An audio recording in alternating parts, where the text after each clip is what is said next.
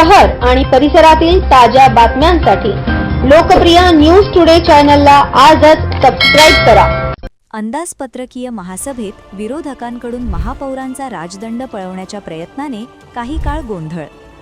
उपमुख्यमंत्री स्वर्गीय अजित पवार यांच्या सिडकोतील स्मारकासाठी अंदाजपत्रकात आर्थिक तरतूद करण्यात यावी या मागणीसाठी राष्ट्रवादी काँग्रेस अजित पवार गटाच्या नगरसेवकांचे सभागृहात ठिय्या आंदोलन, तर उद्धव ठाकरे यांच्या शिवसेनेचेही निधीच्या तफावतीसंदर्भात पोस्टरबाजी झाल्यानंतर विरोधकांकडून राजदंड पळवण्याचा प्रयत्न।